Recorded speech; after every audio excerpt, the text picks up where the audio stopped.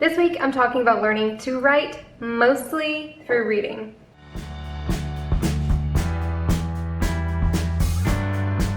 Let me start by saying most of this will sound ridiculously obvious. The points that I'm making today are not groundbreaking in any way, and they may be things that you've already learned or realized on your own.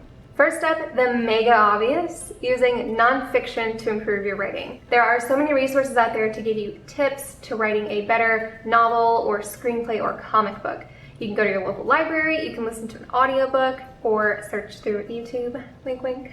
Bonus tip, check to see if your library actually has an online lending service like Overdrive. You can check out ebooks for free. That's not sponsored, by the way, that kind of sounded sponsored. Also, if you have Amazon Prime, you can read one Kindle Unlimited book for free every month, and why not make that a nonfiction book about the craft of writing?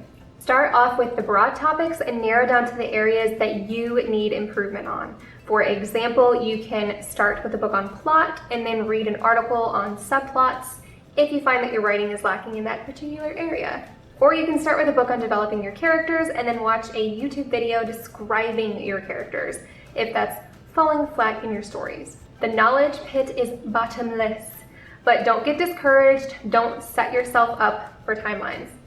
Something's moving outside. Don't set yourself to timelines. As a self-publishing author, it's difficult for me to stop being so type A all the time. I want to set deadlines.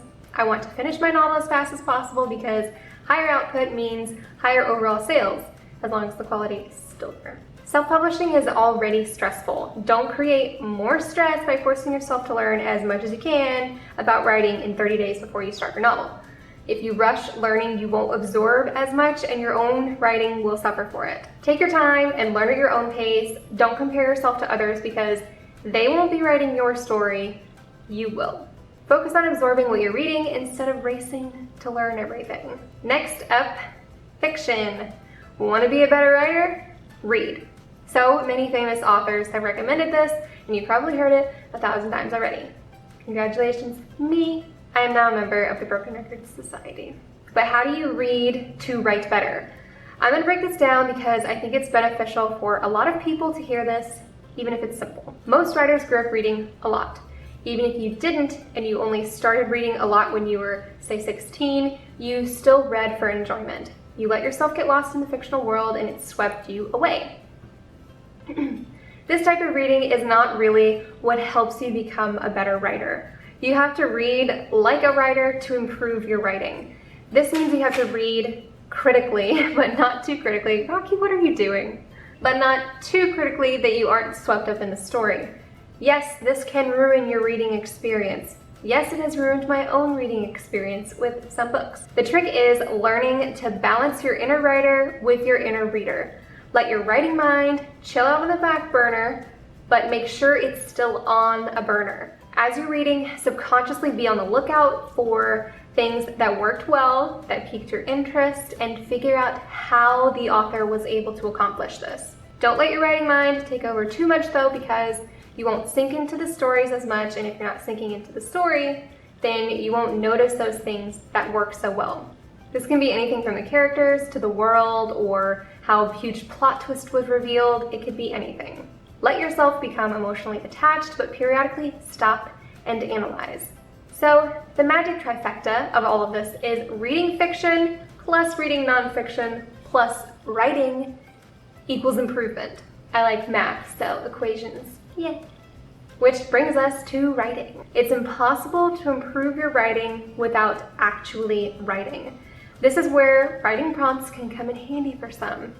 A lot of novice and experienced, because this is an honesty zone here, writers hesitate to do this step of actually writing because they fear they'll do a disservice to the grand idea that they currently have.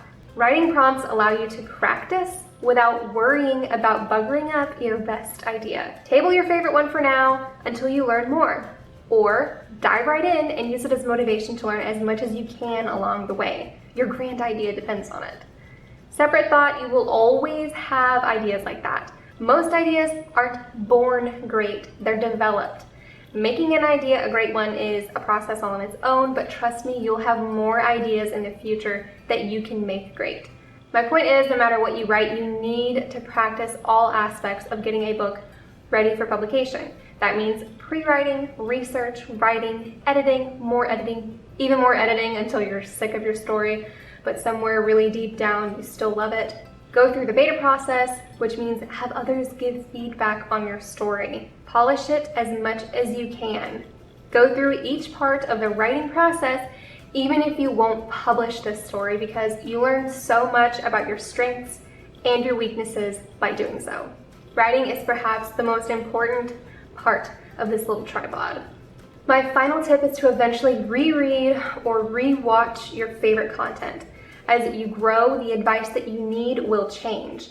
Oftentimes, we don't absorb helpful advice when we're not ready to hear it, when we haven't realized that we have a problem. Strengthen each leg of that tripod and your writing will improve.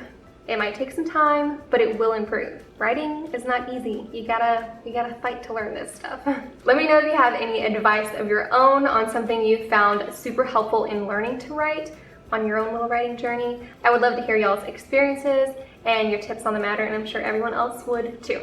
All right, I hope this video was super helpful for you all. I post new writing videos every Wednesday now, so be sure to subscribe to my channel if you haven't already done so. And if you ever have any questions for me or suggestions for another video, just drop a line down below. Bye guys.